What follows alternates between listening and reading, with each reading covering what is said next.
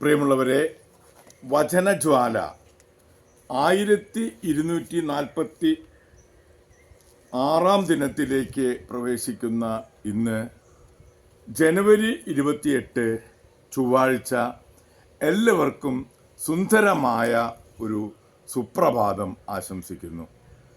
ഇന്നത്തെ വചനവായനയിൽ സങ്കീർത്തനങ്ങൾ 25 അധ്യായം 1 മുതൽ 8 വരെയുള്ള തിരുവാക്യങ്ങളാണ് നാം ശ്രവിക്കുക. വഴി കാട്ടണമേ. ദാവീദിൻ്റെ സങ്കീർത്തനം. കർത്താവേ, എൻ്റെ ആത്മാവിനെ അങ്ങയുടെ സന്നിധിയിലേക്ക് ഞാൻ ഉയർത്തുന്നു. ദൈവമേ, അങ്ങയിൽ ഞാൻ ആശ്രയിക്കുന്നു.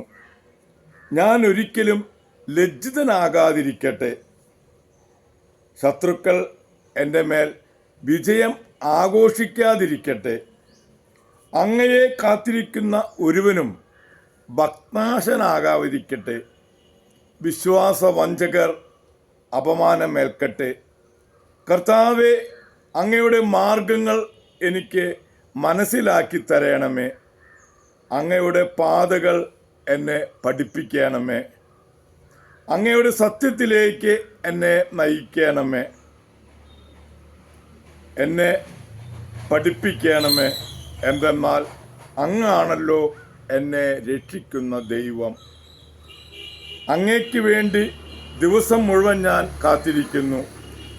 കർത്താവെ, പണ്ട് മുതലേ അങ്ങ് ഞങ്ങളോട് കാണിച്ച അങ്ങയുടെ കാരുണ്യവും വിശ്വസ്തതയും അനുസ്മരിക്കണമേ. എൻ്റെ യൗവനത്തിലെ പാപങ്ങളും അതിക്രമങ്ങളും അങ്ങ് ഓർക്കരുതേ. കർത്താവെ, അങ്ങയുടെ അചഞ്ചല സ്നേഹത്തിന് അനുസൃതമായി കരുണാപൂർവം എന്നെ അനുസ്മരിക്കണമേ. കർത്താവ് നല്ലവനും നീതിമാനുമാണ്. അവിടുന്ന് പാപികൾക്ക് നേർവഴി കാട്ടുന്നു. ദൈവത്തിൻ്റെ തിരുവചനമാണ് നാം ശ്രവിച്ചത്. പ്രിയമുള്ളവരെ, ആഗോള കത്തോലിക്ക സഭയിൽ ഇന്ന് വേദപാരംഗതനായ വിശുദ്ധ തോമസ് അക്വിനോസിനെ അനുസ്മരിക്കുന്ന ദിവസമാണ്.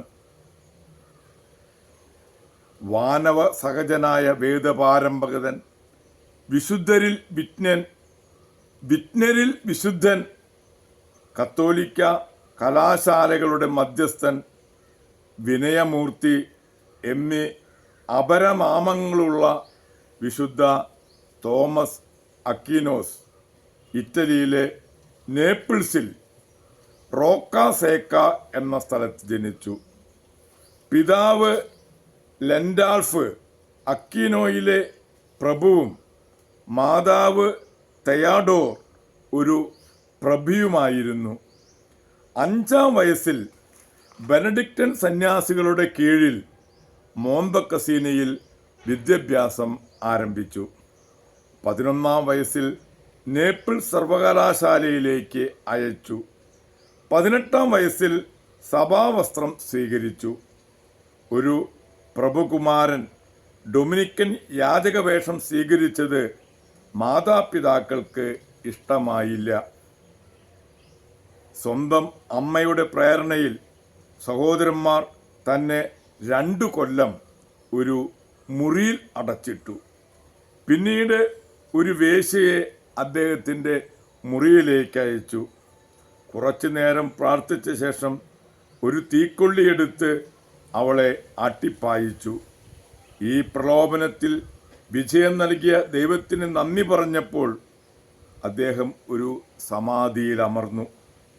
2 മാലാഖമാർ വന്ന് അദ്ദേഹത്തിൻ്റെ അരയിൽ ഒരു പട്ട കെട്ടിക്കൊണ്ട് പറഞ്ഞു, നിത്യകന്യകാത്വമാകുന്ന അരപ്പട്ട കൊണ്ട് നിന്നെ ഞങ്ങൾ ബന്ധിക്കുന്നു.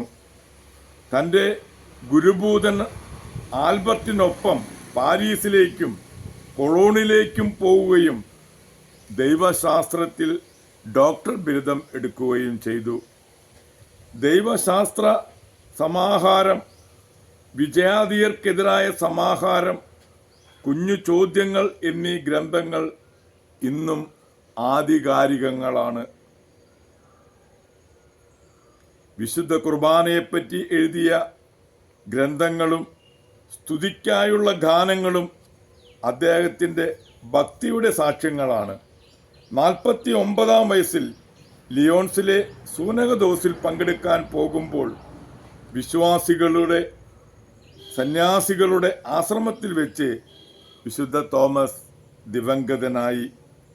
തിരുപ്പാതയം കൊണ്ടുവന്നപ്പോൾ സത്യദൈവവും സത്യമനുഷ്യനും ദൈവസുതനും കന്യകാമറിയത്തിൻ്റെ പുത്രനുമായ യേശുക്രിസ്തു ഈ കൂദാശയിലുണ്ടെന്ന് ഞാൻ വിശ്വസിക്കുന്നു.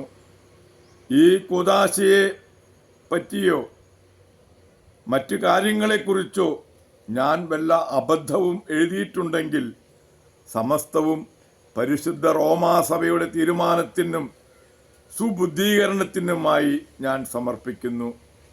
സഭയോടുള്ള അനുസരണത്തിൽ ഞാൻ ഈ ജീവിതത്തിൽ നിന്നും വിടവാങ്ങുകയും ചെയ്യുന്നു.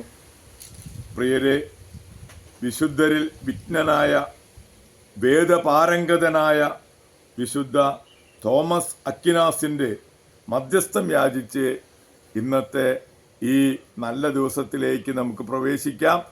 എല്ലാവർക്കും നല്ല ഒരു ചൊവ്വാഴ്ച ദിവസം ആശംസിക്കുന്നു. Thank you.